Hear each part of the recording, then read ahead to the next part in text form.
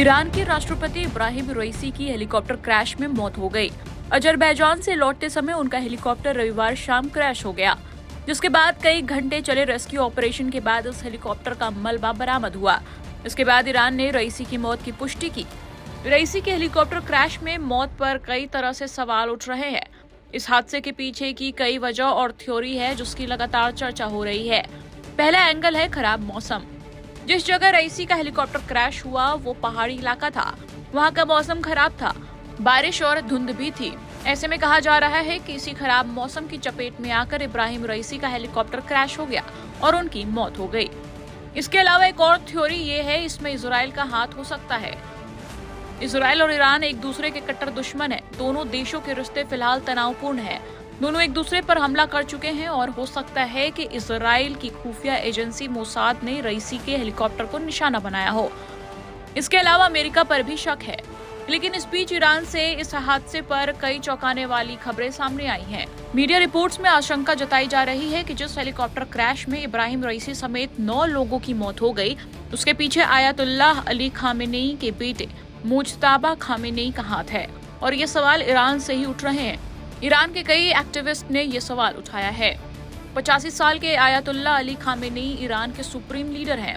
वो उम्र दराज हो चुके हैं। फिलहाल वो कैंसर से जूझ रहे हैं। ऐसे में जिंदगी के इस पड़ाव पर पहले ही उनके उत्तराधिकारी की तलाश चल रही है। इस पद के लिए इब्राहिम रईसी को सबसे प्रमुख दावेदार माना जा रहा था। ऐसे में उनकी मौत के बाद ईरान के सामने बड़ा संकट खड़ा हो गया है।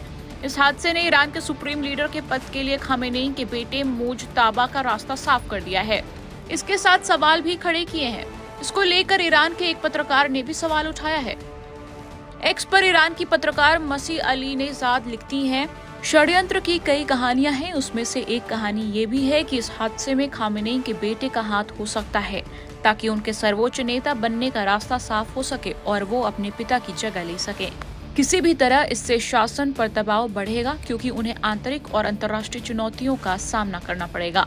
इसी तरह गैब्रियल नोरोहा ने भी एक्स पर लिखा, रईसी वास्तव में मर चुके हैं। बड़ी बात यह है कि उनका उत्तराधिकारी कौन है।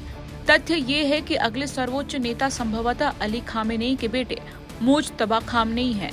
आंतरिक मामलों की जानकारी रखने वालों का मानना था कि सर्वोच्च नेता के रूप में खामेनेई के उत्तराधिकारी बनने की प्रतिस्पर्धा मुज्तबा और रईसी के बीच थी। अगर रईसी मर जाते हैं तो मुज्तबा उत्तराधिकारी बन जाएंगे और ऐसा ही हुआ। इस पोस्ट से आप समझ सकते हैं कि कैसे मुज्तबा का रास्ता लगभग साफ हो गया है। लेकिन ये सिर्फ एक कॉन्स्पिरेसी थ्योरी है और इसको लेकर सिर्फ सोशल मीडिया पर बहस चल रही है। टाइम्स नाउ नव भारत डिजिटल की रिपोर्ट।